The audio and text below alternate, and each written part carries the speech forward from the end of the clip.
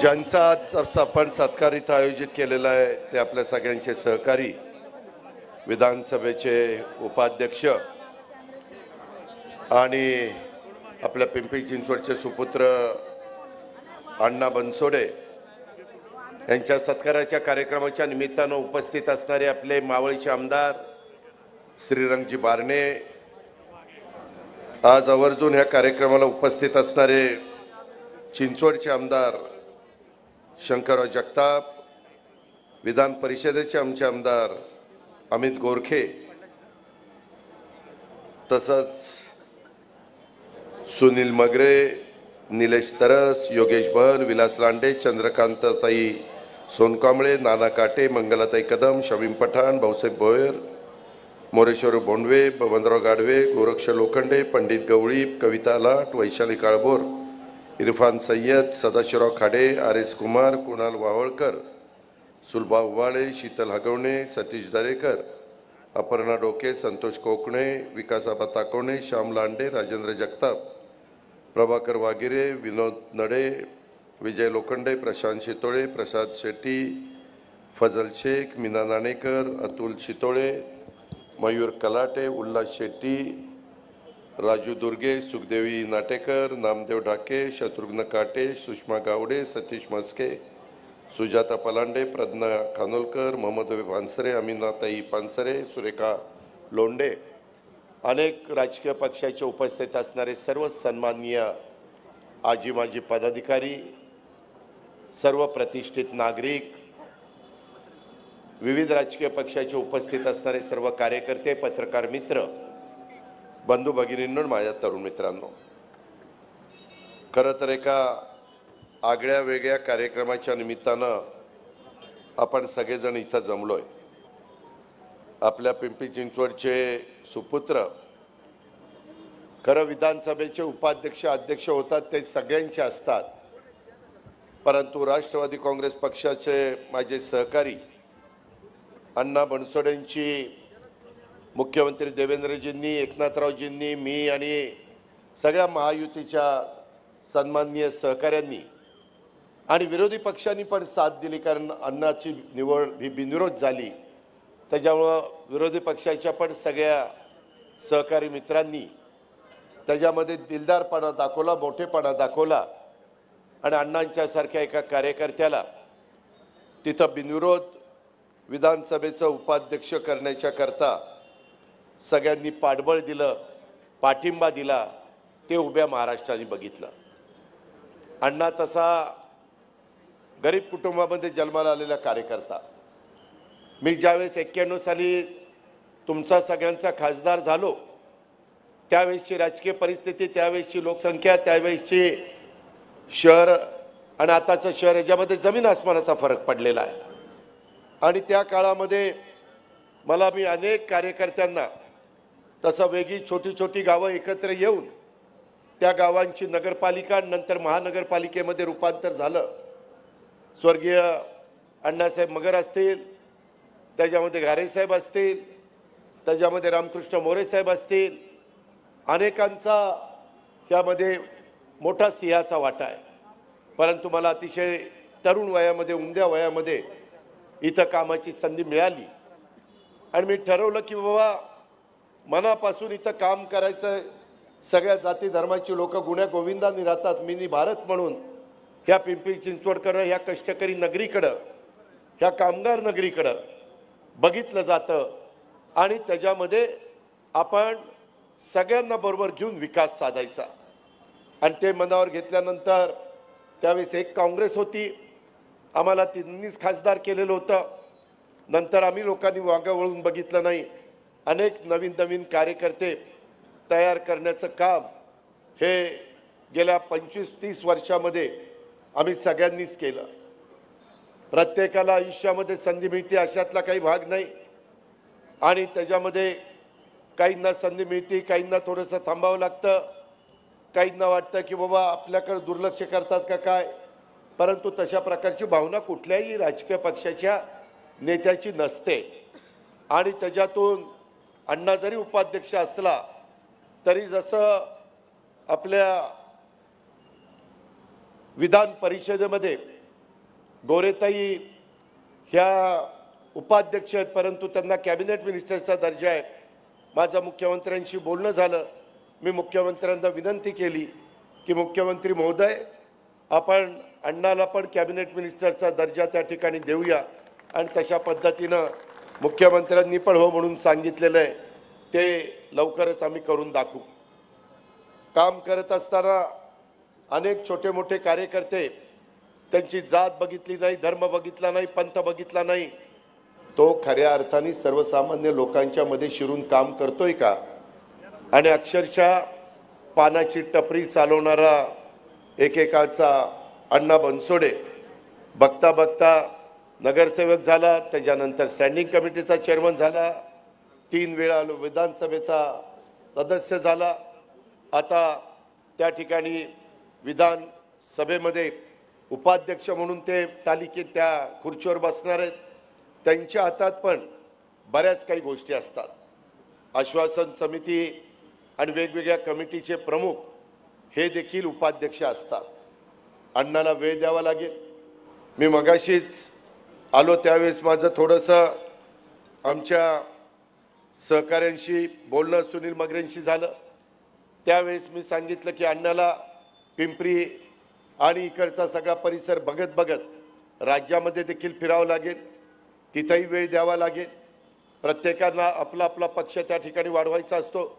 आज सर्व पक्षीय अण्णांचा नागरिक सत्कार करण्यात आला. मगाशी सोनकांबळेताईंनी थोडीशी काही वेदना इथं बोलून दाखवली.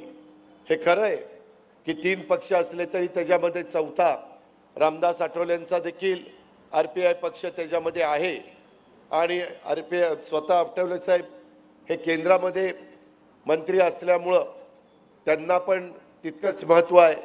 आणि त्याच्यामुळं माझ्यासहित सगळ्यांनी त्या गोष्टीची नोंद घ्यावी अशा प्रकारची सूचना मी महायुतीच्या सर्व माझ्या सहकारी मित्रांना या निमित्तानं करीन. हे सगळं करत असताना अण्णाला एकदा अपयश पण आलं. त्यावेळेस मला वाटतं गौतम चाबुस्कार इथं निवडून आला, परंतु आपला अण्णा हा कधी खचून गेला नाही. त्यानं त्याचं झोपडपट्टीमध्ये असेल, बाकीच्या ठिकाणी असेल, काम चालू ठेवलं आणि त्याच्यातून पुन्हा तो जोमाने कामाला लागला आणि त्याच्यातून पुन्हा निवडून आला. आणि आम्ही काय भाषणं केली ती तुम्ही विधानसभेमध्ये ऐकलेले, त्याच्या खोलामध्ये मी जात नाही. परंतु 12वी पर्यंत शिक्षण घेतलेला अण्णा नंतर ITI केलं, बांधकाम व्यावसायिक. खरं तो मोहोळ तालुक्यातलं सोलापूर जिल्ह्यातल्या मोहोळ तालुक्यातलं त्याचं मूळ गाव. परंतु खूप लोक हे आपल्या इथं कामाच्या धंद्याच्या निमित्तानं, नोकरीच्या निमित्तानं, व्यवसायाच्या निमित्तानं इथं येऊन राहिलेले आणि ते इथलेच झाले. तसं बघितलं तर मी ज्यावेळेस 91ला इथं आलो त्यावेळेस गाववाले आणि बाहेरचे अशी चर्चा फार व्हायची. आता तेवढी होत नाही, कारण आता खूप मोठी संख्या बाहेरनं आलेली आहे. आणि त्याच्यातून आता अण्णा पण गाववाला असल्यासारखाच झालेला आहे. त्याच्यामुळे त्याला काही बाहेरचा समजण्याचं काही कारण नाही. परंतु ह्या सगळ्या गोष्टी करत असताना वेगवेगळ्या प्रकारे अण्णाला वेळ द्यावा लागेल. कारण ज्यावेळेस आपल्यावर जबाबदारी वाढते त्यावेळेस जबाबदारीचं भान ठेवून कार्यकर्त्यांना वेळ द्यावा लागतो, मतदार बंधू भगिनींना वेळ द्यावा लागतो, ज्या पक्षामध्ये आपण काम करतो त्या पक्षाला वेळ द्यावा लागतो, ज्या युतीमध्ये काम करतो त्या युतीतल्याही सहकारी मित्रांना. कारण अण्णाला निवडून आणण्याच्या करता भाजपचा पण हातभार लागलेला आहे, शिवसेनेचा पण हातभार धनुष्यबाणाचा लागलेला आहे. त्याच्यामध्ये आठवले साहेबांच्या, आमच्या सोनकांबळेताईंचा पण आठवले गटाचा RPIचा हातभार लागलेला आहे. आणि याची जाणीव ही सतत ठेवत आपण पुढं वाटचाल केली पाहिजे. शहर वेगाने झपाट्याने वाढतंय, खूप वेगवेगळ्या प्रकारच्या गोष्टी आहेत. आता हे सरकार 238 आमदार हे 288 पैकी महायुतीच्या पाठीशी आहे. देवेंद्रजी मुख्यमंत्री आहेत, एकेकाळी मुख्यमंत्री असणारे एकनाथराव उपमुख्यमंत्री आहेत, त्यांनाही अनुभव आहे राज्य चालवायचा. मी पण अनेक वर्ष 35 वर्ष राजकीय जीवनामध्ये काम करणारा कार्यकर्ता आहे. आणि त्याच्यामुळे मला महाराष्ट्रातले ग्रामीण भागातले, शहरी भागातले, डोंगरी भागातले, आदिवासी भागातले सगळ्या भागातले प्रश्नांची जाणीव आहे. काम करत असताना केंद्रामध्ये नरेंद्र मोदी आणि अमित शहांचं सरकार आहे आणि त्याच्यामुळं त्याही सरकारची मदत ही आपल्या महाराष्ट्राच्या सर्वांगीण विकासाच्या करता, राज्याला गतीनं पुढे नेण्याच्या करता ही आपल्याला सगळ्यांना घ्यायची आहे। नवीन प्रश्न काही निर्माण झालेले आहेत। अमेरिकेचे राष्ट्राध्यक्ष डोनाल्ड ट्रम्प यांच्या नवीन टॅरिफ धोरणामुळे जगभरातल्या बाजारपेठेमध्ये खळबळ उडालेली आहे। काही लोकांना त्याचा अंदाज येत नाही, परंतु अचानक आयात शुल्क वाढल्यामुळे सर्वच देशांच्या मध्ये गोंधळाचं वातावरण निर्माण झालेलं आहे। जगातले अनेक देश हे वेगवेगळ्या भागामध्ये निर्यात करतात, अमेरिकेमध्ये निर्यात करतात, त्यांनाही त्याचा फटका त्या ठिकाणी बसतोय। आणि कोविड महामारीनंतर हे नव्याने संकट आलेलं आहे। यातून आपल्याला पुढे जायचं आहे। आपल्याकडं मजबूत नरेंद्र मोदी साहेबांचं सरकार आहे। मोदी साहेबांनी जगभरामध्ये खूप वेगवेगळ्या मान्यवरांच्या ओळखी करून घेतलेल्या आहेत, संबंध सलोख्याचे ठेवलेले आहेत, जिव्हाळ्याचे ठेवलेले आहेत। त्या संबंधाचा उपयोग आपल्या भारताला होतोय। आपल्या भारताला शिवशाहू फुले आंबेडकरांच्या विचारांनी आपल्याला पुढे न्यायचं आहे। त्याच्यामध्ये कुठेही काम करत असताना छत्रपती शिवाजी महाराजांनी हिंदवी स्वराज्याची स्थापना करत असताना कधी कुठल्या जातीचा, धर्माचा, पंथाचा हा राग केलेला नाही। त्यांनी सगळ्यांचा मान सन्मान ठेवला। त्यांनी सर्व जाती धर्माच्या लोकांना बरोबर घेऊन हिंदवी स्वराज्याची स्थापना केली। अनेक सरदार, अनेक दारुगोळा सांभाळणारे, वेगवेगळे क्षेत्रामध्ये काम करणारे असे वेगवेगळ्या जातीचे लोक हे छत्रपती शिवाजी महाराजांच्या आजूबाजूला असायचे आणि ह्या गोष्टीची इतिहासामध्ये नोंद आहे। हे माझ्या पिंपरी चिंचवडकरांनी, महाराष्ट्रातल्या जनतेने विसरता कामा नये। काही जण जाणीवपूर्वक काही अशा प्रकारच्या बातम्या सोडतात की बाबा काहीतरी वेगळं केलं गेलं आणि म्हणून महायुतीचं सरकार एवढ्या जागा त्यांच्या निवडून आल्या। मी महाराष्ट्रामध्ये कुठेही गेलो तर स्पष्टपणे सांगतो, आमचं सरकार येण्याच्या करता जर महत्त्वाची भूमिका कुणी बजावली असेल तर ते आमच्या लाडक्या बहिणींनी बोलवलं। महाराष्ट्रातल्या आमच्या लाडक्या बहिणींनी ती बजावली, हे आम्ही नाकारत नाही। आमच्याबद्दल सांगितलं आता त्यांच्या योजना बंद करतील, अमुक करतील, तमुक करतील, खूप काही बोललं जातं, परंतु आम्ही पण शब्दाचे पक्के आहोत। काही बाबतीमध्ये राज्य चालवत असताना आर्थिक शिस्त पाळली पाहिजे। आम्ही आता बघतो देशातल्या काही लोकांनी, काही राज्यांनी वारेमाप घोषणा केल्या, परंतु त्या त्यांना अंमलात आणता येत नाहीये। आम्ही काही गोष्टी करतो तर आमच्यावर वेगवेगळ्या प्रकारची टीका टिप्पणी केली जाते, परंतु आम्ही त्याला महत्त्व देत नाही, कारण आम्हाला समाजातल्या सर्वांना बरोबर घेऊन जायचं आहे। गरीब घटकाला देखील वर आणायचं आहे, त्यालाही सन्मानानं जगता आलं पाहिजे। त्याकरता 80 कोटी जनतेला मोदी साहेब मोफत धान्य देण्याचं काम करतात। आम्ही पण वेगवेगळ्या योजना दिव्यांगांच्या करता, लाडक्या बहिणींच्या करता, संजय गांधी निराधारांच्या करता, ज्येष्ठांच्या करता, महिलांच्या करता एसटी मध्ये 50% तिकीट, अशा अनेक गोष्टी आम्ही राबवतोय। गरीब घटकातल्या मुलांना, मुलींना दर्जेदार शिक्षण देण्याच्या करता देखील करोडो रुपयाचा पैसा हे आपलं राज्य सरकार त्या ठिकाणी खर्च करत आहे। ह्या गोष्टी जशा आहेत तशा आज आपण देशाचे पंतप्रधान नरेंद्र मोदी साहेबांचं एक स्वप्न आहे, 2047 पर्यंत विकसित भारत निर्माण करण्याचं त्यांचं स्वप्न आहे। आपण पुढं सध्या लवकरच $5 ट्रिलियन पर्यंत जाणार आहोत आणि त्याच्यानंतर 2047 पर्यंत आपल्याला $30 ट्रिलियन पर्यंत अर्थव्यवस्था करण्याचं आपलं लक्ष्य आहे। त्याचबरोबर महाराष्ट्राची आत्ता पण अर्थव्यवस्था देशाची $5 ट्रिलियन होईल, त्यावेळेस तुमच्या माझ्या राज्याची अर्थव्यवस्था $1 ट्रिलियन ही त्या ठिकाणी झाली पाहिजे। मित्रांनो, राज्यामध्ये देवेंद्रजींनी, एकनाथराव, आम्ही सगळ्यांनी ठरवलेलं आहे 5 वर्षाच्या काळामध्ये 40 लाख कोटी रुपयाची गुंतवणूक तुमच्या माझ्या महाराष्ट्रामध्ये झाली पाहिजे आणि 50 लाख रोजगार निर्मिती करण्याचं उद्दिष्ट आहे। देशातील एकूण गुंतवणुकीपैकी परदेशी जी गुंतवणूक होती किंवा देशाची जी गुंतवणूक होती त्या परदेशातून येणारी गुंतवणूक आणि देशातली गुंतवणूक ह्याच्यामध्ये एकट्या महाराष्ट्रामध्ये 31% गुंतवणूक झालेली आहे। मी अर्थमंत्री आहे। जीएसटी देशात जेवढा जीएसटी गोळा होतो त्याच्या 16% जीएसटी एकटा महाराष्ट्र गोळा करतो। आपण त्या बाबतीमध्ये जेवढं शक्य आहे तेवढं करण्याचा मनापासूनचा प्रयत्न करतोय, परंतु हे सगळं करत असताना वेगवेगळ्या भागामध्ये समस्या वेगवेगळ्या आहेत। त्याचा उल्लेख मगाशी खासदारांनी केला, काही माझ्या आमदारांनी केला, आता निवेदन पण अनेक प्रकारची मला आलेली आहेत। त्यामध्ये मित्रांनो, मागं ह्या शहराचा विकास करत असताना आम्ही रस्ते रुंद ठेवले।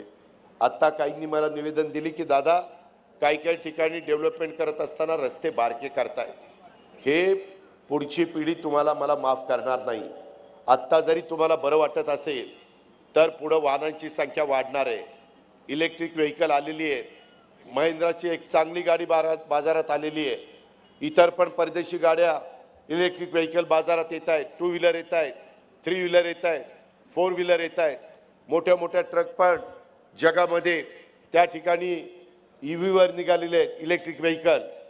संख्या वाढणार आहे।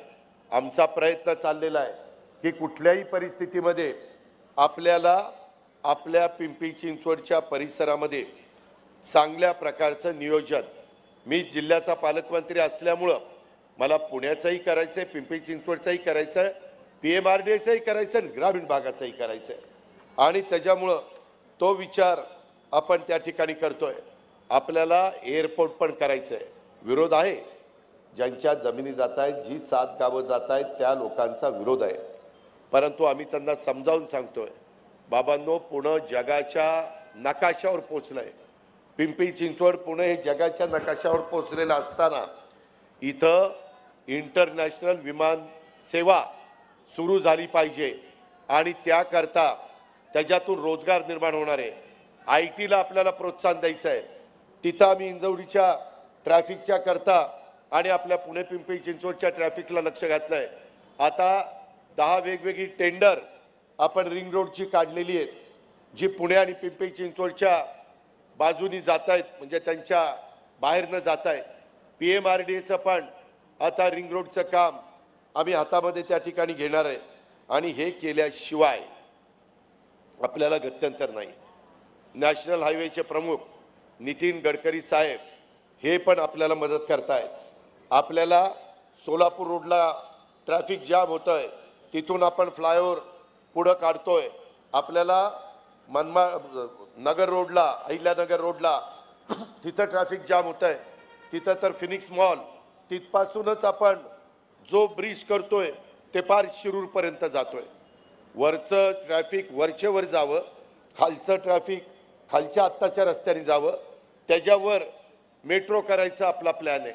आपण आत्ता मेट्रो आपलं भक्ती शक्ती स्थळ निगडी म्हणा तिथून आपण केलेलं आहे, परंतु त्याचंही काम सुरू झालं। मध्ये अण्णा तू सांगितलं की अजून एक स्टेशन वाढवा, ते आपण वाढवलं। त्याच्यामध्ये 1 किलोमीटरवर स्टेशन केलेली आहेत। का तर तुम्ही नागरिकांनी स्वतःच्या गाड्या बाहेर न काढता रेल्वे स्टेशनवर बसावं। आम्ही त्या रेल्वे स्टेशनच्या आजूबाजूला जास्त FSI देणार आहोत। लोकांनी उतरल्यानंतर तिथंच अर्धा किलोमीटर चालावं, त्यांच्या घरी जावं, पाव किलोमीटर चालावं, घरी जावं। हा कन्सेप्ट जगाने मान्य केलेला आहे आणि ही रेल्वे मेट्रो ही अशीच पुढे नेत नाहीत। आपण त्याच्यामध्ये वाकड आणि तो तिकडचा भाग पण कव्हर करत करत त्या बाबतीमध्ये आपल्याला पुढे जायचं आहे आणि ते आपण निश्चितपणे करणार आहोत। त्याबद्दल आपण काही काळजी करू नका, अशा प्रकारची माझी तुम्हाला सगळ्यांना विनंती आहे। ह्या सगळ्या गोष्टी करत असताना आपण इथं येणारी आपली इंडस्ट्री त्यांनाही आपण विश्वास घेतोय।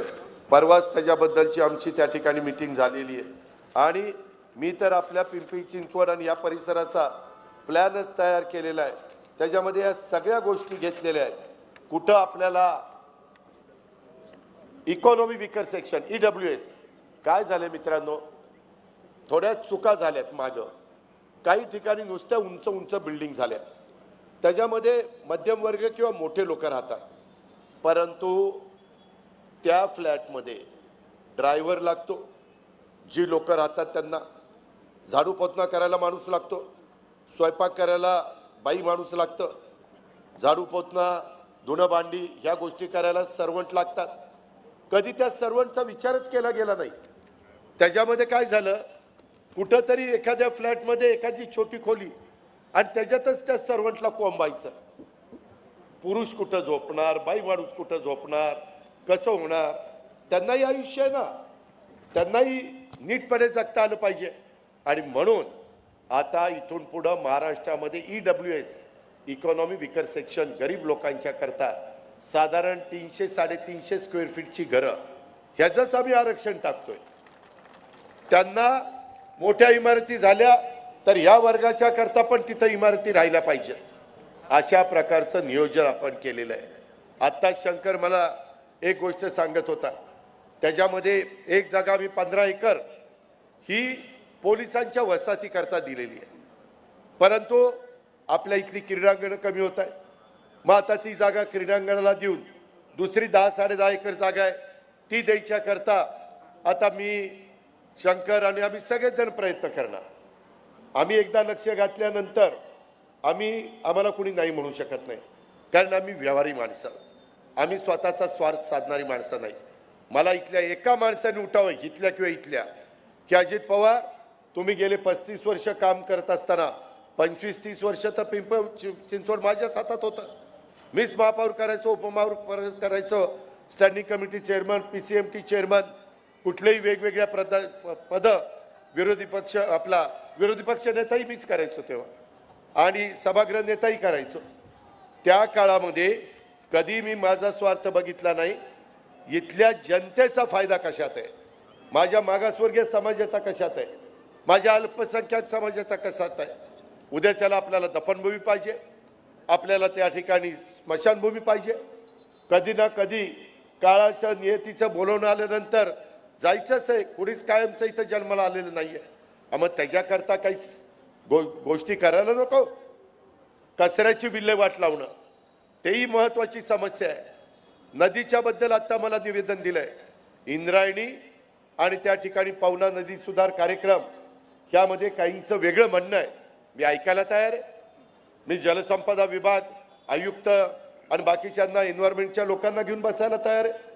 जर कुणाच्या बोलण्यात तथ्य असेल, आम्ही एखादा निर्णय घेत असू, बहुमताच्या जोरावर घेत असू, आणि ते उद्याच्या काळामध्ये जनतेच्या अडचणीचं ठरणार असेल तर पिंपरी चिंचवडकरांनो त्याच्यामध्ये 2 पावलं पुढं मागं सरकायची आमची तयारी आहे. फक्त ते सिद्ध झालं पाहिजे. त्याच्यातनं ते म्हणतात ते सांगितलं आणि त्याच्यातनं आपली पाण्याची वाहून नेण्याची क्षमता कमी होणार असेल आणि ते पाणी उद्या पूर आल्यानंतर आमच्या शहरामध्ये येणार असेल आणि त्याच्यातनं गरीब वर्गाला आणि इतर मध्यमवर्गीयाला त्रास होणार असेल तर ते कसं आम्ही करून देऊ. त्याच्यामुळे त्याहीबद्दल मला निवेदन दिलेले आहेत. मी त्याच्याहीमध्ये लक्ष घालतो. मी आपल्याला सगळ्यांना सांगू, आपल्याला ब्लू लाईन रेड लाईन ह्याच्याही काही प्रश्न निर्माण झाले आणि त्याच्यामुळं आपल्याला नदीचा कार्यक्रम करावा लागणार आहे. तो करत असताना पर्यावरणाला कुठंही धक्का लागता कामा नये.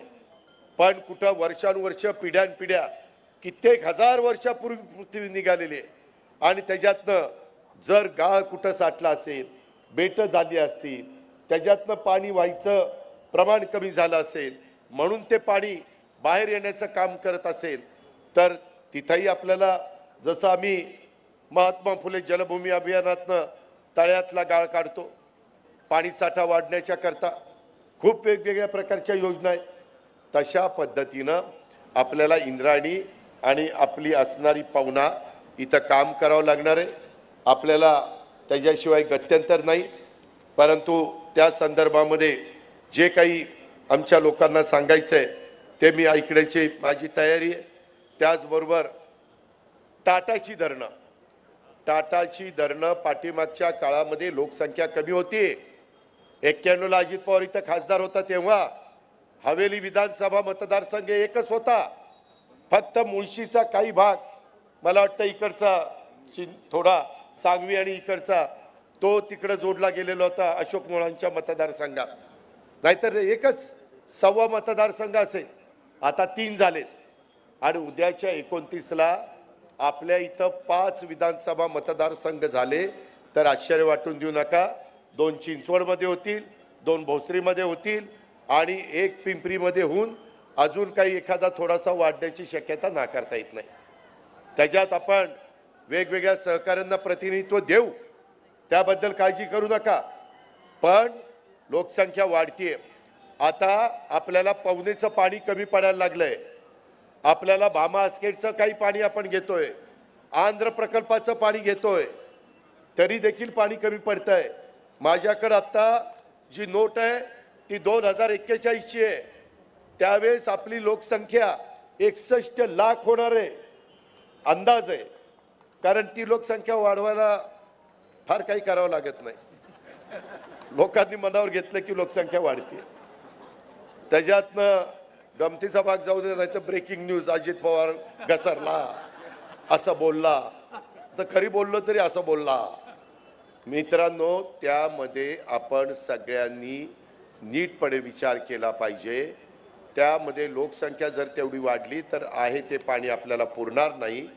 मी टाटाचं एक 12 TMCचं धरण आहे, मी मुख्यमंत्री आणि या बाकीच्या सगळ्यांशी चर्चा करून त्याच्यामध्ये राज्य सरकारची पूर्ण ताकद लावून टाटा जर त्या धरणातनं 75 मेगावॉट वीज तयार करत असेल तर आम्ही टाटाला सांगू, आम्ही त्याला तुम्हाला त्याच्यापेक्षा जास्त वीज तयार करून देतो, परंतु ते पाणी आम्हाला माणसांना प्यायला द्या। कारण आता पाण्यापासून वीज तयार करण्यापेक्षा एवढ्या मोठ्या समाजाला पाणी पहिलं देणं, पाणी देण्याशिवाय गत्यंतरच नाही।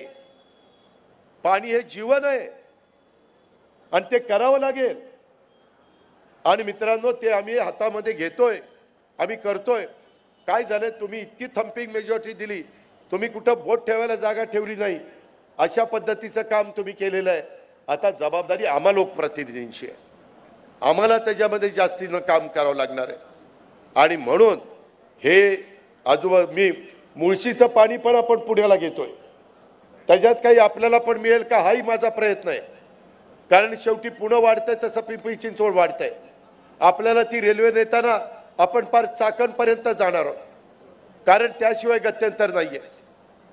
आणि मेहरबानी करा, रोड रुंद करा। त्याच्यामध्ये नवीन आम्ही PMRDचा आता जुना DP रद्द करण्यात आलेला आहे। आता नवीन DP करताना मुख्यमंत्र्यांच्या आमच्या सगळ्यांच्या स्पष्ट सूचना आहे, रोड मोठेच्या मोठे करा, 24 मीटर 36 मीटर, त्याच्यापेक्षा आतमध्ये यायचंच नाही। आता लोकांना वाटेल अरे 100 फुटी रस्ता कशाला पाहिजे। अरे पूर्वीचे रस्ते आपल्याला आता बारके पडायला लागले। आपला जुने पुणे मुंबई रस्ता काय अवस्था आहे, मध्ये 4 लेन आहे, कडेला 2 लेन आहे, 8 पदरी रस्ता आहे, तरी देखील ट्रॅफिकची अडचण आहेच ना।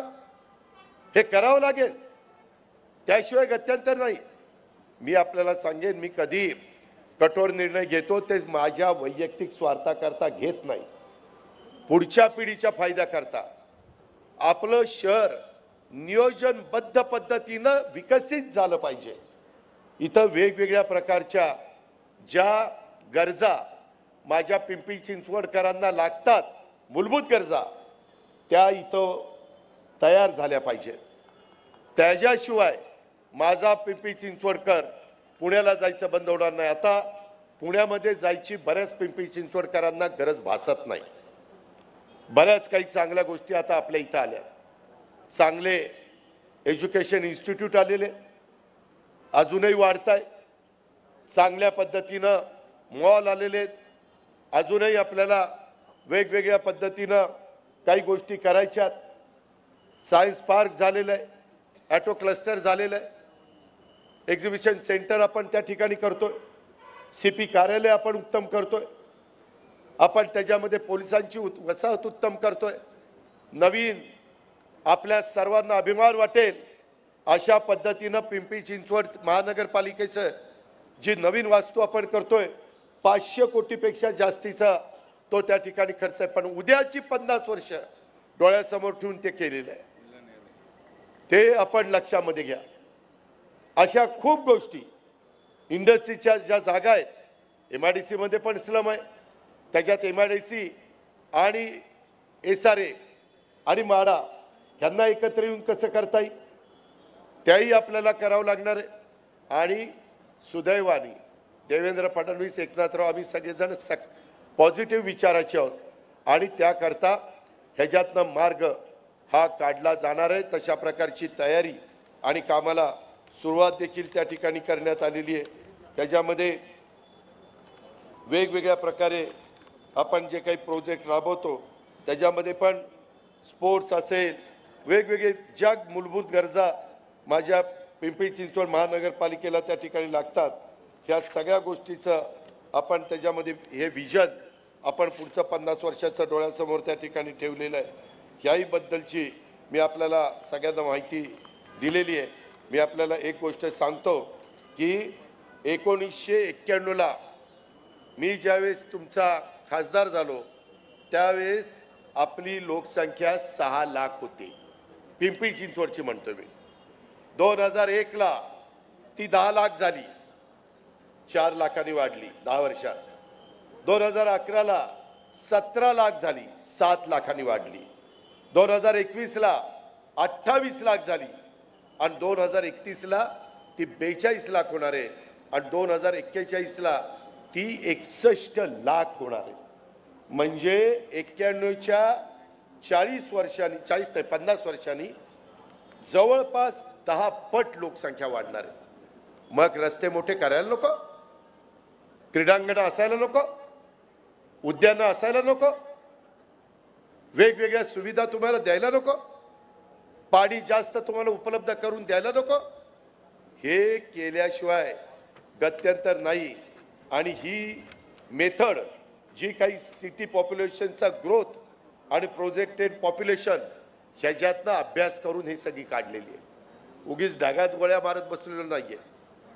त्याच्यामुळं पिंपरी चिंचवडकरांनो, मी तुम्हाला सांगतो, आज तुमच्यामुळं मला 6 वेळेला उपमुख्यमंत्री पद त्या ठिकाणी मिळालेलं आहे।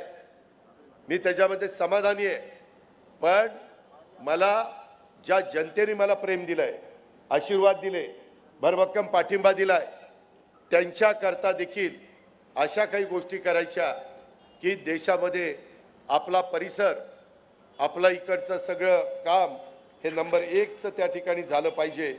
याही गोष्टी आपण लक्षात घ्या। आत्ता कालच मी काही भाग शंकरच्या मतदारसंघात येतो, काही भाग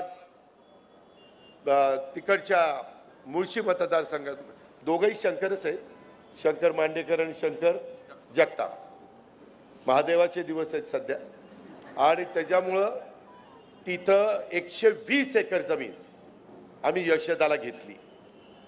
तिथं मी काल अंतिम निर्णय घेतला 800 ते 900 कोटी रुपयाचं, किती 800 ते 900 कोटी रुपयाचं मसुरीच्या धर्तीवर, मसुरीला IAS ऑफिसर जातात ट्रेनिंगला, एवढं सुंदर तो सगळे परिसर ट्रेनिंग, उद्याच्याला राज्य सरकारचे क्लास 1, क्लास 2, क्लास 3 ह्या लोकांचं ट्रेनिंग तिथं झालं पाहिजे। PCMC ला ट्रेनिंग द्यायचं आहे तिथं घ्या, जिल्हा स्थानिक स्वराज्य संस्थांना ट्रेनिंग घ्यायचं आहे तिथं घ्या। फार सुंदर प्लॅन केलेला आहे, अप्रतिम प्लॅन केलेला आहे। आणि कुणी कुठल्याही क्षेत्रामध्ये असलं तरी मधून अधून ट्रेनिंग घेतल्याशिवाय नवीन गोष्टी समजत नाही। आता जग पुढे चाललंय, आता आर्टिफिशियल इंटेलिजन्स, कृत्रिम बुद्धिमत्ता ह्याचा वापर आम्ही आता शेतीमध्ये करतोय। यंदा 500 कोटी रुपये मी बजेटमध्ये तरतूद केली, 7,20,00,000 कोटीचं बजेट राज्य सरकारचं आम्ही सादर केलेलं आहे। आणि त्याच्यातून सगळ्या समाजाला कसं पुढे घेऊन जाता येईल हा आमचा सगळ्यांचा प्रयत्न आहे। इन्फ्रास्ट्रक्चरला आम्ही प्राधान्य दिलेलं आहे। आम्ही का मेट्रो पुढे पिंपरी चिंचवडमध्ये वाढवायची म्हणतो का, तर मोदी साहेबांनी पण सांगितलंय की त्याचा प्लॅन इस्टिमेट होईल, त्याची 20% रक्कम केंद्र सरकार देईल, 20% राज्य सरकारमध्ये आम्ही तिथं देऊ, 10% त्या कॉर्पोरेशन देतील आणि 50% आपण लोन काढणार आहोत। या पद्धतीनं आपल्याला सगळ्यांना काम मित्रांनो त्या ठिकाणी करायचं आहे। आणि म्हणून रिंग रोड आणि या बाकीच्या सगळ्या गोष्टी केल्याशिवाय कदाचित रिंग रोडमध्ये काहींची घरं जातील, काहींच्या विहिरी जातील, काहींच्या प्रॉपर्ट्या जातील, म्हणून म्हणजे मी तुमच्या वाईटावर उठलोय असं समजू नका. ते केल्याशिवाय मी नेहमी सांगतो 5% लोकांना कधी कधी त्रास होतो, पण 95% लोकांना सुविधा देण्याकरता 5% लोकांची नाराजी नाईलाजास्तव घ्यावी लागते. फक्त त्या 5% लोकांना वाऱ्यावर सोडायचं नाही, त्यांची पर्यायी व्यवस्था चांगली करायची, त्यांचंही समाधान झालं पाहिजे. कित्येक पिढ्या ते राहत असतात, ते सहसा तिथून बाजूला जायला थोडंसं काकू करतात. ही पण गोष्ट आपण सर्व सहकारी मित्रांनी या निमित्तानं ध्यानामध्ये घेतली पाहिजे. अशा प्रकारची माझी तुम्हाला सगळ्यांना आग्रहाची त्या ठिकाणी विनंती राहणार आहे. त्याचबरोबर आत्ता आपली रेल्वे ही भक्तिशक्तीपासून दापोडीपर्यंत त्या ठिकाणी आहे. भक्तिशक्ती निगडी नाही, आत्ता चिंचवड म्हणजे चिंचवड पिंपरी पासून दापोडीपर्यंत आहे, पुढं ती स्वारगेटपर्यंत जातील, ती आम्ही कात्रजपर्यंत नेणार आहे. परंतु आता भक्तिशक्तीपर्यंत ती नेण्याचं काम हे आपण तुम्ही आम्ही त्या ठिकाणी सुरू केलेलं आहे. त्याचबरोबर आपण बसचं पण PMPMLच्या व्यवस्थितपणे रूट कसे डेव्हलप करता येतील ह्याही पद्धतीचा प्रयत्न करतोय. आणि तुम्हाला आश्चर्य वाटेल, आपल्या इथं नद्या गेलेल्या असल्यामुळं त्या नद्यांच्यावर अनेक प्रकारचे ब्रिजेस हे आपण त्या ठिकाणी करतोय. तोही आकडा खूप मोठा त्या बाबतीमध्ये आहे. याही बद्दलचं नियोजन आपण केलेलं आहे. रिवाइज ड्राफ्ट DP हाही आपण त्या निमित्तानं करतोय. ह्याच्यामध्ये कारण नसताना कुणाला आरक्षण टाकायचं हा आमचा अजिबात दृष्टिकोन नाही आहे. याबद्दलची पण नोंद आपण सगळ्यांनी ह्या निमित्तानं घ्यावी. वॉटर ट्रीटमेंट प्लांट हे आपल्याला वाढवावे लागणार आहेत. सिवरेज ट्रीटमेंट प्लांट हे आपल्याला नदी सुधार कार्यक्रमाच्या निमित्तानं करावे लागणार आहेत. त्याशिवाय सॉलिड वेस्ट मॅनेजमेंट ही आपल्याला त्या निमित्तानं करावी लागणार आहे. ह्या सगळ्या गोष्टीचा अंतर्भाव आपण या निमित्तानं केलेला आहे. ह्या पण गोष्टीची नोंद तुम्ही सगळ्यांनी ह्या सभेच्या निमित्तानं, हा जरी अन्नाचा सत्कार असला तरी त्या सत्काराचं निमित्त साधून ह्या गोष्टी आपण करतोय. वेगवेगळे नाले ह्याचं पण अतिक्रमण काढण्याचं काम आपण या निमित्तानं करतोय. अशा खूप काही गोष्टी ह्या पिंपरी चिंचवड शहराच्या दृष्टिकोनातनं आपण हातामध्ये घेतलेल्या आहेत. वेळ पण बराच झालेला आहे आणि पुढं पण आज काही लग्नाची तीथ आहे, आपल्यालाही बऱ्याचशा ठिकाणी त्या बाबतीमध्ये जायचं आहे. परंतु पिंपरी चिंचवडकरांनो, आता माझ्या जोडीला अण्णा पण आलेला आहे. केंद्रातली काही कामं असतील तर आमच्या श्रीरंग बारणे त्या ठिकाणी करतायत. केंद्रातल्या महत्त्वाच्या मान्यवरांच्या माझ्या अतिशय चांगल्या ओळखी आहेत, त्याच्यावर तिथंही अडचण नाही. देवेंद्रजींचं पण जाणं येणं असतं, एकनाथरावजींचं पण जाणं येणं असतं.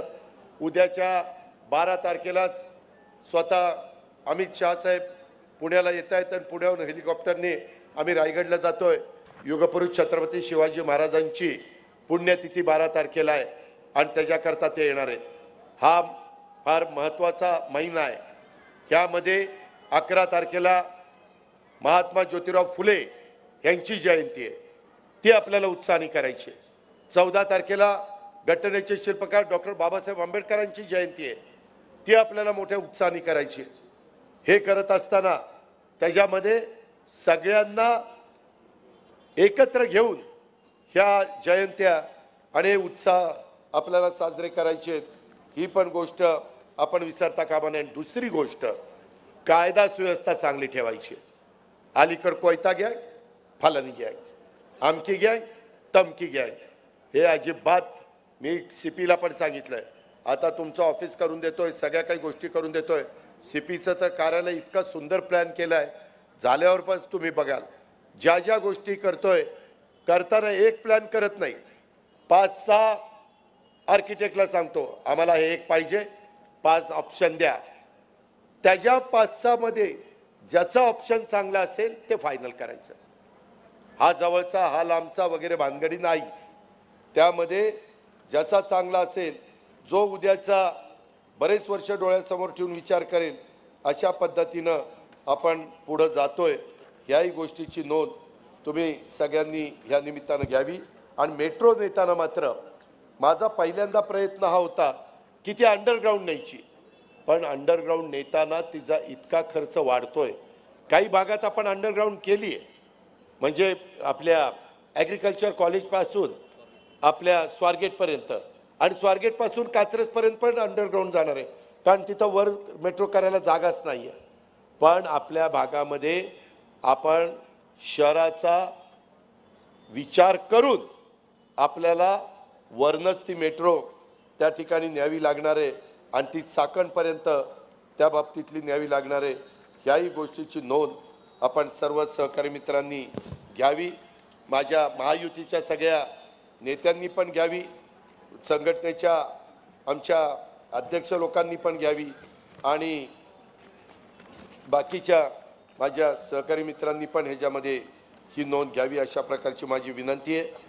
एकंदरीतच मी जिल्ह्याचा सर्वांगीण विकास झाला पाहिजे हे करत असताना आपण अधिकच्या जमिनी काय होतंय, लोक गुंतवणूक करायला पुणे रायगड इकडे प्राधान्य देत आहेत, पुणे रायगड नाशिक आता संभाजीनगरला पण देत आहेत आणि त्याच्यामुळं तिथं जमिनी घ्याव्या लागत आहेत। अर्थात लोक देत आहेत कारण चारपट आपण पैसे देत असल्यामुळं आपण त्या पद्धतीनं काम करतोय।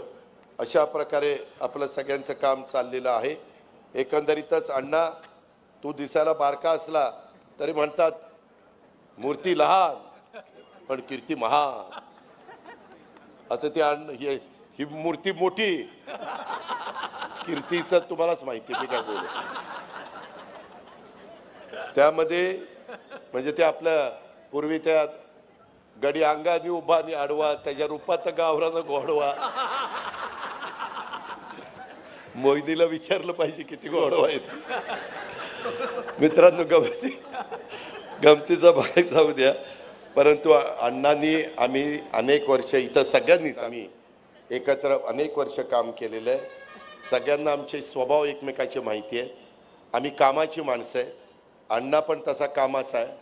अण्णा आता सकाळी लवकर उठून कामाला लागायचं आहे आपल्याला आणि लोकांना वेळ द्यायचा आहे, मुंबईला वेळ द्यायचा आहे। विधानसभेमध्ये तुमचं ऑफिस आहे, कार्यालय आहे, सगळं काही गाडी वगैरे सगळ्या गोष्टी परवा तुम्ही CMला पत्र दिलेलं ते पण मी दिलेलं आहे, त्याचं घराचं पण काम त्या ठिकाणी होईल। परंतु एकंदरीतच तुमच्याकडं तुमच्या वागण्याकडं बोलण्याकडं तुमच्या कृतीकडं सगळ्यांचं बारकाईनं लक्ष राहणार आहे। त्याच्यामध्ये तुमच्या परिवाराकडं पण लक्ष राहणार आहे। चिरंजीवांना पण काही गोष्टी चार व्यवस्थित सांगितल्या पाहिजे, मी पण माझ्या चिरंजीवांना सांगतो असतो। त्याच्यामुळं सगळे कारण काय होतं, आपण मोठ्या पदावर गेलं की कधी कधी आपल्या घरातलेच नातेवाईक काहीतरी गडबड करतात आणि मग आपली बदनामी होती। आपलीच बदनामी होत नाही, मग ज्यांनी आपल्याला केलेलं असतं त्या पक्षाची होती, महायुतीची होती, सगळ्यांचीच होती। त्याच्यामुळं फार भान ठेवून जेवढी महत्त्वाची पदं तेवढे कष्टही जास्त घ्यावे लागतात, वेळ पण जास्त द्यावा लागतो आणि नीटपणे काम त्या ठिकाणी करावं लागतं। एकंदरीतच कुठेही भेदभाव न करता सर्वांना समान न्याय कसा मिळेल, समान संधी कशी मिळेल, तो मागासवर्गीय समाजातनं आलेला आहे।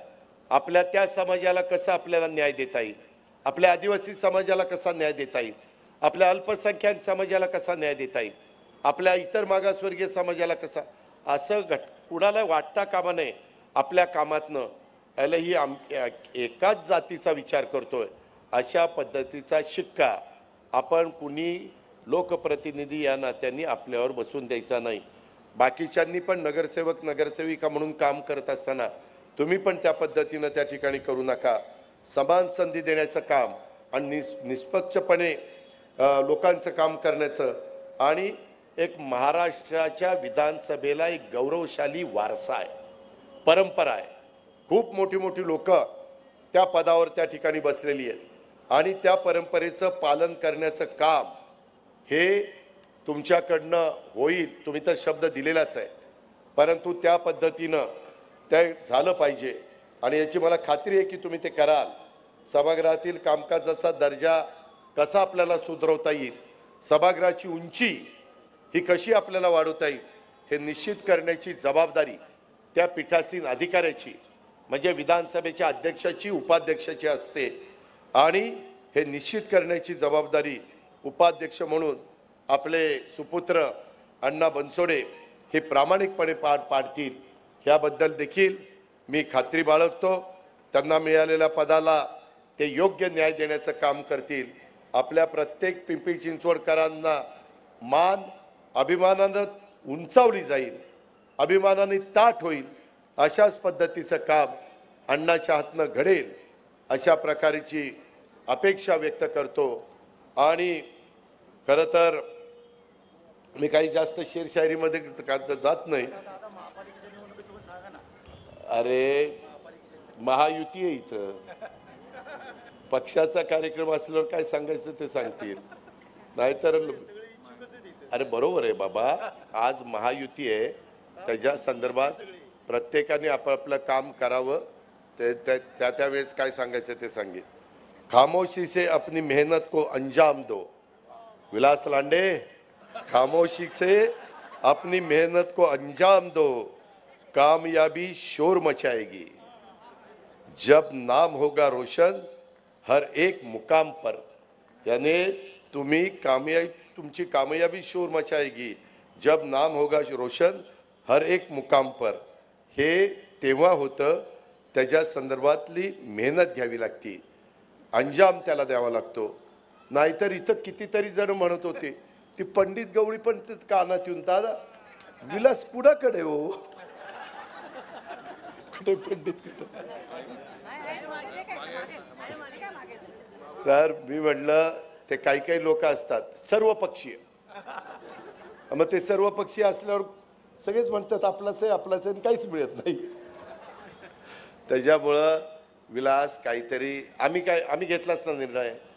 आम्ही पण घरामध्ये आम्ही पण पवार साहेबांना दैवत मानत होतो, आजही मानतो, परंतु कुठंतरी आज देशाला मोदी साहेबांच्या सारखा मजबूत नेता मिळालेला आहे आणि आज त्यांच्या पाठीशी उभं राहणं आणि देशाची प्रगती करून घेणं, जगामध्ये देशाचा मान सन्मान वाढवण्याच्या करता त्यांना पाठबळ देणं हे आपलं काम होतं, म्हणून आपण त्या ठिकाणी केलं।